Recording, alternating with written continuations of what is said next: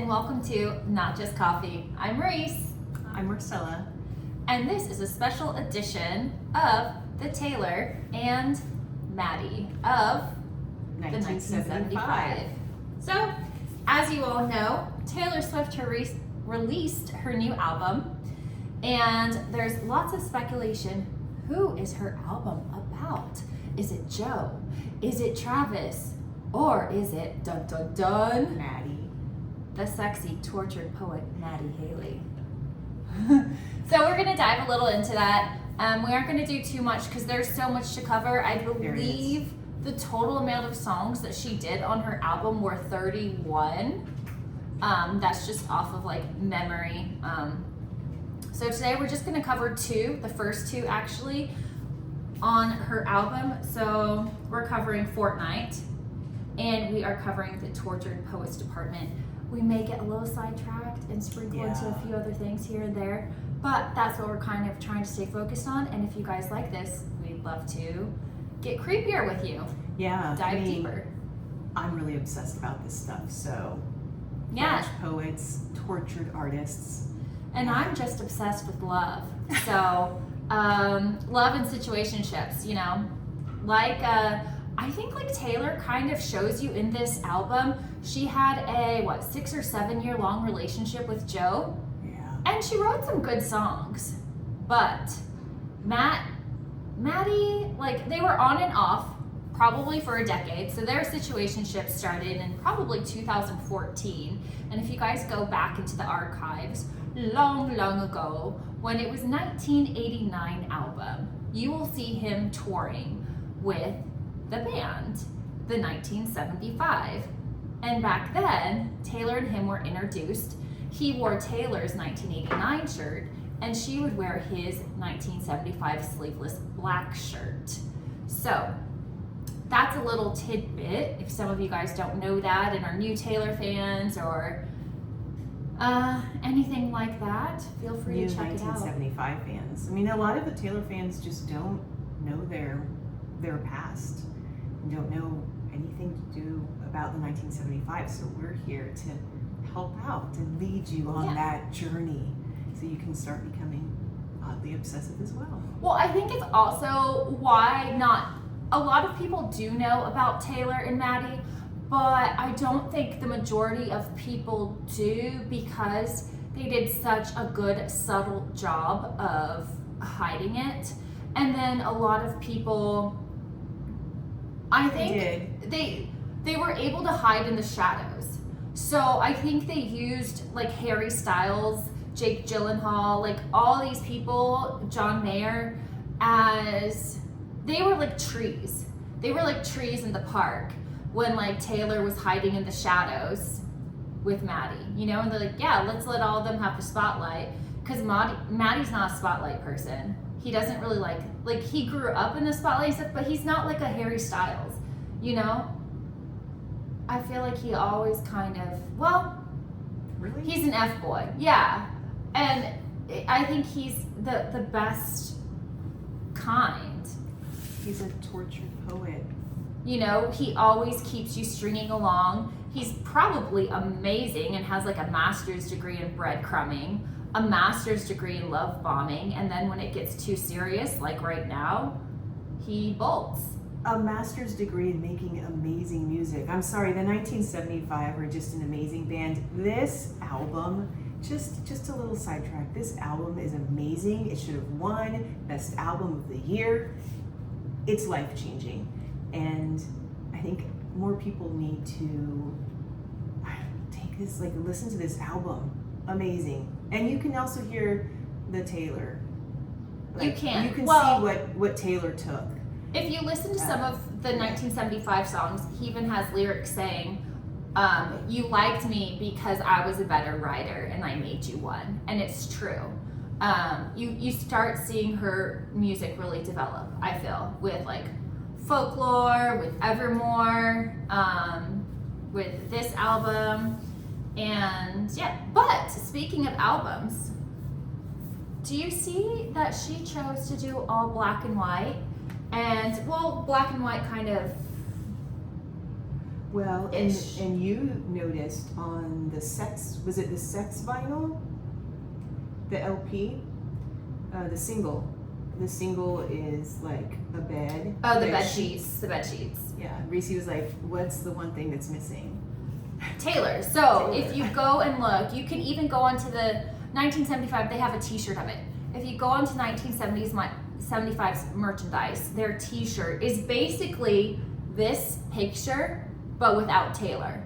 It's just the bed sheets, and it's crazy looking. And then you start seeing so many similarities between them. Like there is a taxi car, and it looks like it's supposed to be Matty and a girl, and they're kissing, and it so looks like a lookalike of Taylor. But anyways, we are getting sidetracked. Yes, we are. We're supposed to be talking about the two good songs. Yeah, so let's dive into Fortnite first, because I know lots of you guys have been watching the music video. And we want to compare it to Part of the Band, which is my favorite song on this album, which is amazing. So go into it. Well, so how I found Part of the Band was because it talks about these two poets, Arthur Rimbaud and Paul Verlaine, and they are French poets, amazing, and they were lovers, and they had this very intense relationship, torturous relationship, to the point of where Verlaine like shot Rimbaud's hand and everything else, but they're mentioned in Part of the Band, and that's one of the things I think is interesting with the tortured poets, how she brings up Part of the Band. But the music video is in all black and white. They're wearing the same overcoats, the outfits that they're wearing in. I don't know, you have to help me with her. Yeah, no, so the music video starts out with 1975, and she's gonna be the Taylor girl. So the music video starts out with Taylor, as we all know, and she is in her dress, and that is the same dress that she wore to the award show to announce that her album was coming out. You notice the garter there. You notice both her necklace is the same one as the necklace in the award show as well. But then from there, it looks like a wedding dress to me. And I also, I could be stretching this, but when she's on the bed, it looks like the box. It looks like the 1975 box, but just skewed. So I thought that was interesting. I mean, I could be totally reaching. Well, you have to let them know. So if you are not a 1975's fan, they have the box, and Matty's very good with the box. So it's their logo, all of their, I believe all of the band members have the box tattooed. Lots of fans have the box tattooed too, and that's their thing. So throughout all their albums, throughout lots of promotional photos and pictures and stuff like that, you'll always see him putting himself like in a box, whether he's inside of a doorway or things like that. So when Taylor is walking into this room and you see that she's handcuffed, and that's another thing, Taylor's so good at Easter eggs, and her mind is just crazy. Like going to a different album, but when she says in that one song, like she's a mastermind, truly she is, because there are things like where she's handcuffed to the bed. In another song in this album, she talks about how I believe it's in I'm Gonna Get You Back, which is another huge reference to Matty, and it has nothing to do with Olivia Rodrigo. I've heard some people saying, oh, this is like a copy on her. Not at all. Trust me. Like, that girl is not even in Taylor's thoughts. So, that's how it is. But, so she has herself handcuffed to the bed, but the bed is an iron white twin bed. And so that is a reference, we think, going to the box, where Matty always puts himself in the box. So I think a lot of this song and why she chose this one is kind of saying goodbye to their situationship, because she references him and him so much throughout the whole music video. I think she's shedding her skin. When she's in that wedding dress kind of looking thing that I thought was kind of that. And then she moves and crosses the doorway to then be with Her morning dress. Tortured Her poet morning there. dress. Yeah, it looks like a morning dress. Because you wear black. Back in the day, you wore black to mourn, and you know, she truly is moving into the phase of, you gave me everything. We talked about it, not to get like sidetracked, but in another song of hers on this album, she says, the conversation is so good. Like, if the sex is good as the conversation, we're going to be pushing babies soon. And so I do feel that going into this, she's saying like, I was totally love bombed, and now I'm having to mourn what I didn't have anymore. I don't think it was love bombed. I think they've always had that connection. I don't think there's a love bomb. I think they've always had a connection, and it's a deep, like, writer's connection, artist connection, and she's mourning maybe the loss of that artist connection. I really liked how they were on different typewriters and doing their own thing and expressing themselves, but then it was coming together as one. Or they didn't come together, but their thoughts were both going up, and it was just them both being artists. And I think them being at separate typewriters and having that connection, and I did notice, and someone pointed this out too, she uses those same two colors for different music videos and different things. She uses the same colors, that blue and that reddish color. The maroon color? Yeah, the maroon. But I do think you're right. I do think that even the positioning, it's like, and she has it in another song, they've always been sharing the same world together, but they've been missing each other's paths. And I think this kind of shows they've always seen each other and they're staring across from each other, but they're doing their different things. Similar but different. And I think it's when she says that they're like twins, and then you see her and Post Malone like lying on the ground, and they're facing each other, and that's exactly what Matty does every time. He has this on tour. He had Peanut, who was like his wax figure, who's a replica, and so he would lay down next to him in that almost exact pose. And so I think again she's showing that yes, they are twins. They're twins of this.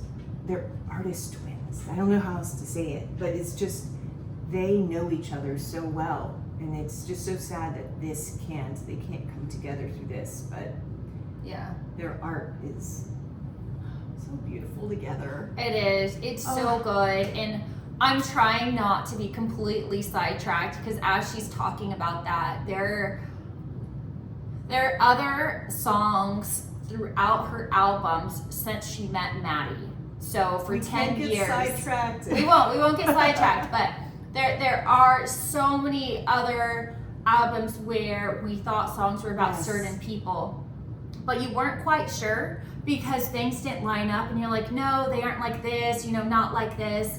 Because I've heard some people talk about this album and they're like, oh, this is about Joe, and it's like, it's talking about smoking and finally Tattoos being able to breathe clean air, and it's like, oh, well, that's a metaphor. No, it's not. Like, there are some things that Taylor does that is a metaphor, but I truly feel in this album and in Fortnite and just in all her songs in general, she's being very open and honest, and she's acting like a 34-year-old woman who you are reading her journal. She's not sugarcoating things. I mean, I'm gonna get a little sidetracked here, but in Who's Afraid of Me, I think the title, I'm so bad with titles, y'all. Who's Afraid of Little Old Me or something? She has so many messages to, I'm not gonna say her fans, because I don't think the message was towards me. I feel like it was a message towards those creepy people who feel like they have a right to say who she's going to date and what she should do and how she should act. And she's like, dude, you have no place in my mind. I'm gonna do whatever I want to do. I think that's how we need to act anyways, though. I mean, I'm not wanting to get sidetracked, but this is gonna, I don't think, for me, how I'm gonna live my life is, I don't care what anybody thinks. I'm gonna say what I think is the truth, and I'm gonna not censor my speech around you. If you have a problem with it, you don't have to listen to me. But I'm not gonna go out there and cancel you, and I'm not gonna cancel somebody else. I think everybody has their right. And if anybody does anything incredibly horrible or wrong, well then that's the law's decision to come up and do something about it. But nobody has done anything, and she can live her life the way she wants to. I'm not going and telling you how to live your life. Yeah, but I think in her album, she's addressing, especially with But Daddy I Love Him, like, she's letting us all know, screw you, I'm gonna do whatever I want to do. It's my name, and I'll ruin it if I want to ruin it. Because some people are like, oh my gosh, she's with Matty, and she's like, I don't give a crap, I'm happy, and this is the happiest I've ever been. But we're getting sidetracked. Because she says a moment of insanity in her liner notes. And I'm because like, it's girl, that is not a moment of insanity. In every freaking situationship you have been in, everyone has been in it. Moment of insanity. She needs to just claim it. Yes, there's a moment of insanity that we all have. It's this draw. It's like, you know, something is not good for you, and same thing, you know, but it's like you're drawn to them. But we're getting back to Fortnite. So in Fortnite, you know, they're there and they have the typewriters. So that's very much going back to Matty reference, because he loves typewriters too. She even says in another one of her songs, you know, hey, you leave your typewriter and stuff like that. He's very well known in lots of interviews and stuff for mentioning how he loves the typewriter. Of course, he always keeps his journal and he writes, but he has his typewriter too. And then I think a scene that lots of people are misunderstanding, and they keep on thinking it's Joe, is the telephone booth. So I know a lot of people are saying, oh, the telephone booth is so UK. That's a sign about Joe, and Joe's inside this like UK telephone booth. It's not a UK one anyways. First of all, I don't think it has anything to do with the Joe. I think the whole song is directed towards Matty. Again, if you want to... The beginning is Joe. Which part? How she's at the beginning of the music video, at least, how she's chained up. But that's the only thing. After that, I think it's all Matty.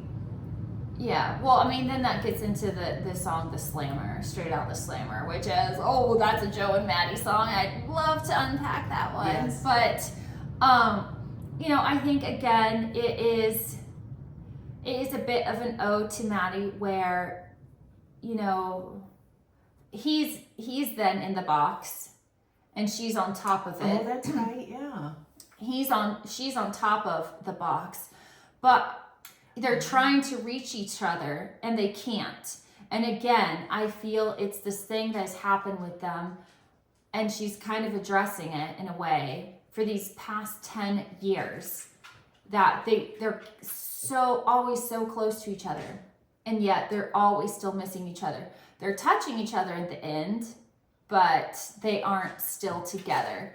And then I think it also goes to Matty loves being on top of things. Yes. He's always showing that. So like in the album here, you know, he's on top of his car or car. In the concert, he goes onto the roof of there's a stage, and he goes onto the roof and performs from there. Yeah. So he's always on the top of that. You know, so there's always things like that. I just think that this whole song is definitely very imagery dedicated to Matty.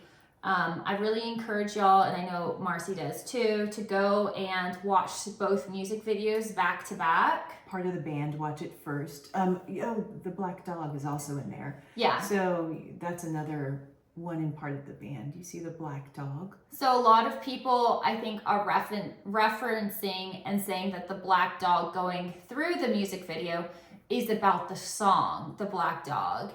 And yes, it may be a nod to that, and that may be a part of it.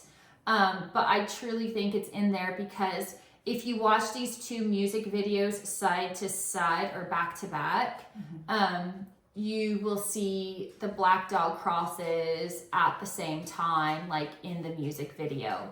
So again, I think she's just trying to make lots of similarities, but not too many, but make similarities to be like, I see you.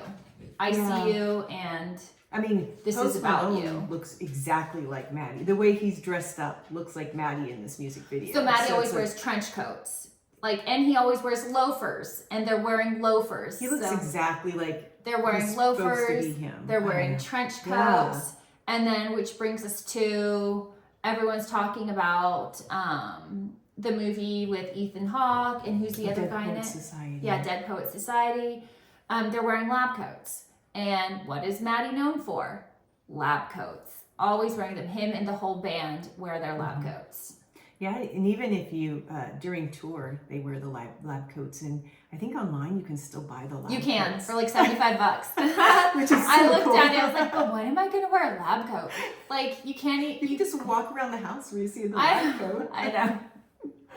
So, I mean, that's like the fortnight, which for sure, if you're questioning it, if you don't know a lot about the 1975s, I don't think people should be saying like, "Oh, you're so stupid." Like, no, it's not about Joe, or it's not about Travis, because what you don't know what you don't know. So I feel like if you get into and you watch that video, you'll start going, "Oh."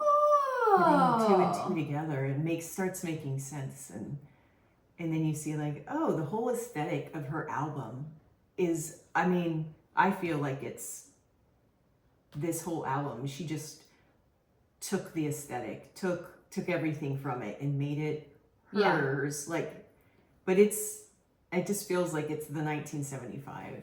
No, she did, but because even taking it back, and I know we're getting away from Fortnite, but talking about the aesthetics of everything, you look at the soundstage or the stage setup of 1975 compared to Taylor Swift's Midnight setup. It is almost exactly the same. Not exactly the same, but they have the whole house set up. And people were talking about how that's very similar. Yes, you can go on tour, everything has trends, so things become popular and not popular. But just the fact that, and we can get into this more in another episode, but there are songs on Midnight, there are songs on Evermore, there are songs on Folklore that are dedicated to Matty. And so it just shows you that I think they both had an influence on each other. And I think in some ways they were tortured poets that, kind of like a Romeo and Juliet. They could never really be together, but they always wanted to be because things kept pulling them apart. And Paul Verlaine. Yeah. So I rest my case. This album is mainly about Matty. Yeah. I'm just in love with both of those singles back to back. Like, as I say over and over again, Part of the Band is my favorite song. It is in my top 10 over the, I don't know, thousands of times I've heard it. It's kind of creepy. But just to have that and then compare it to Taylor Swift's Fortnite is so much fun. I enjoy doing that. And I feel like there are some people coming out saying like, oh, her writing's not good. What is she talking about? We smoked and then you ate 7 bars of chocolate and all this stuff. And I feel like people who are saying that, I totally understand why you're saying that. It's because you don't have the knowledge of knowing what those lines mean. Because a lot of times her and Matty, I think why their relationship is so deep and so passionate, and it may not have been so much as a physical passion, but as a mind and arts, because there's so many lyrics that she says like, I'm never gonna see this with anyone else. I think she was challenged by where he was with his poetry and his literature knowledge and his songwriting and his lyric knowledge, that she finally felt challenged and intrigued by someone. And then on the part of the chocolate part though, I always forget that maybe they weren't even old enough to know that Chocolate was a single. I mean, how many years ago was that? Like 10 or something? Well, if you Or- weren't a 1975 fan, you don't know that Matty has a song called Chocolate. And to be honest, yeah, they smoke, because in another one of Taylor's songs, she talks about, which I think lots of people again are like, oh, that makes no sense, smelling like weed and smelling like babies. But it does. Think about it.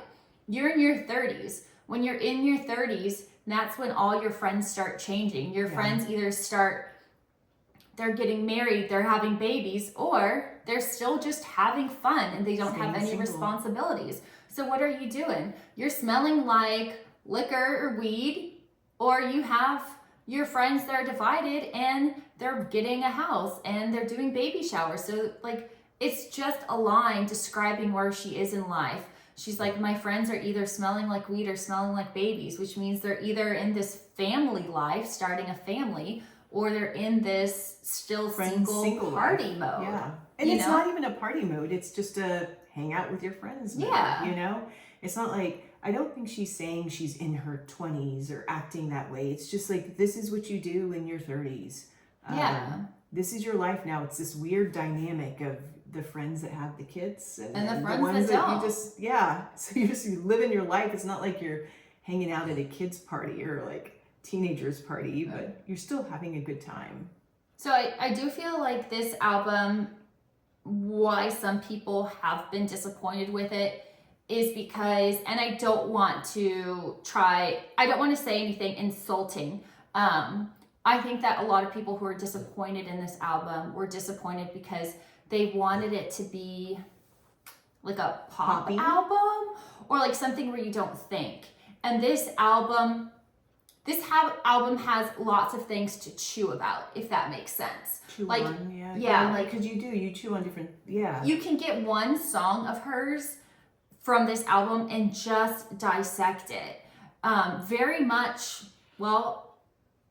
the Post Department. Yeah. It's very much like when you are in literature, when you're doing a class in literature and you dissect a poem, and you figure out like, okay, how does this all mean? Like, where is it coming from? And I feel like that's a lot of what all of her songs are here.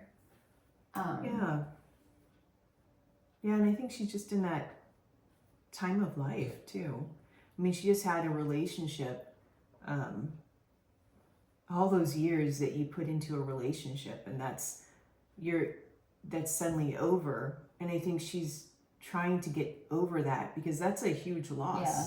That's a huge loss. And then you're trying to get out of that and push yourself onto something new, something that's been there for 10 years, and then it blossoms and you think, oh my gosh, it's finally coming. It's finally happening. Maybe this is the right thing. Maybe it was the right timing that one ended and this one started.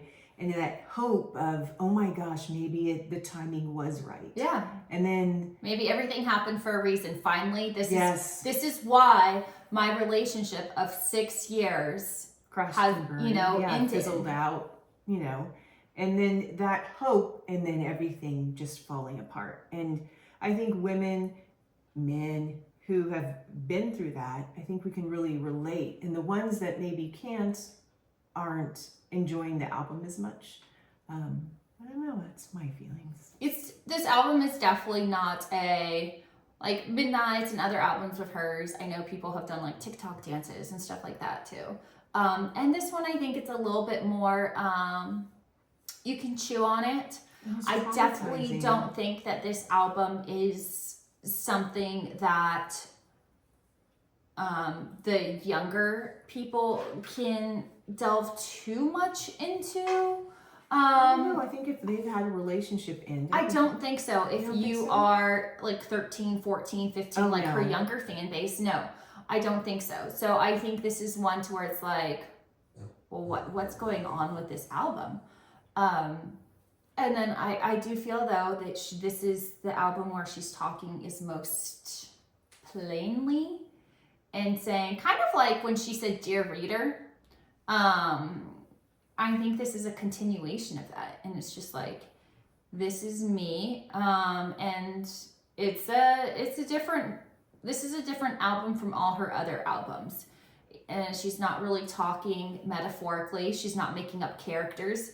This is her. Every song is about her. Yeah. So, but Fortnite, I thought, and then what are your thoughts about the tattoos? I've heard different opinions on the tattoos and how they were transferred off of Post and onto her face, onto Tay-Tay's face. I just thought Matty didn't have face tattoos, so you've gone deeper than me. Oh, really? Yeah.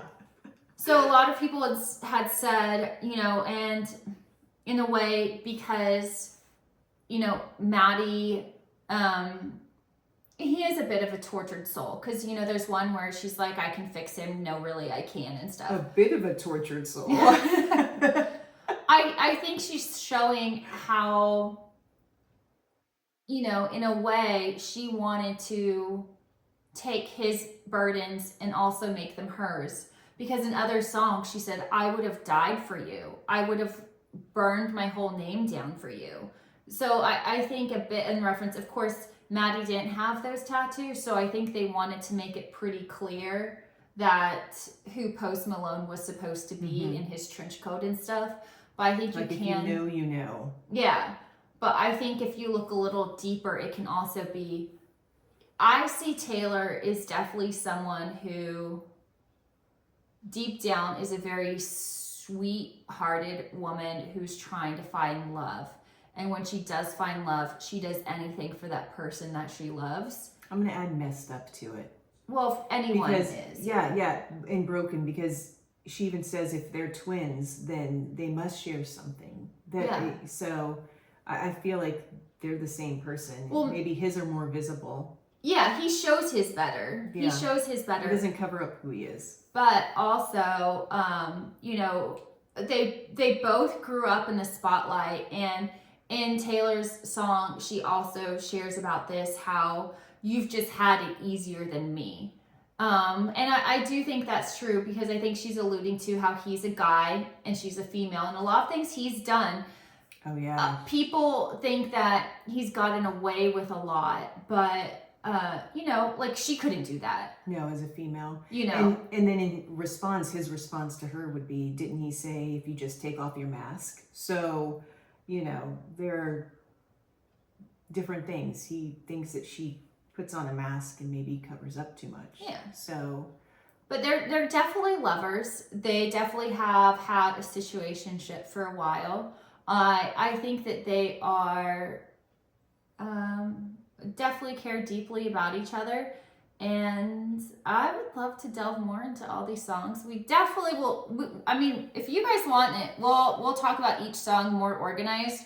But we wanted to jump on here, and we were just so excited. Like, these past 2 days have just been, oh my gosh, like, this song goes to this. Like, the song Peter in her album goes back to Cardigan with Peter and Wendy, and there's so many good things. Illicit Affairs. Wow, bam! I could go into that one. I still say when we were together, Cal's wearing her sweater. Like, I still think that's about her. I know everybody. Well, no, it wasn't. Originally, people were saying it's not, but maybe just a part of it, because they're in New York together, wearing sweaters, looking at the cows. I mean, there's so many things that you start seeing from when they first met in 2014 to now. All of their albums crossing, and really them talking to each other in their albums, talking to each other in how they do like little Easter egg drops just for each other. And like, for example, and because I know we have to wrap this up, Matty writing Sorry. Oh, yeah. All for Taylor. You know, for Taylor crying when she was singing her piano song, saying like, did I just dodge a bullet or lose the love of my life? And he was crying doing 102, right? Yeah, 102, he was crying. So there's so many things, and I think that they're so well intertwined. Does this album mean a chapter is closing for them? I know that the 1975 are going back to the studio.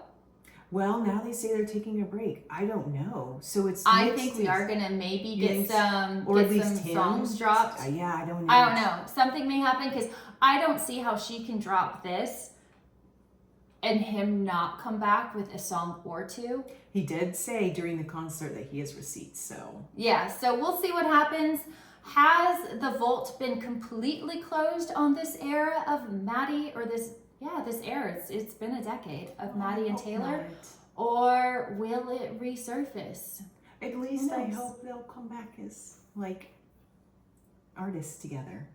Oh, and then Yeah. don't even get me started on the line about Stevie Nicks. Oh, we can get into that because that's so good. But anyways, We'll stay here forever, y'all. we'll Like, probably totally do a part serious. 2 for you guys of all And these let us hidden know, gems. like if you noticed anything or want to talk about anything, or if there's a clip we should see, because there's so Yeah. much out there.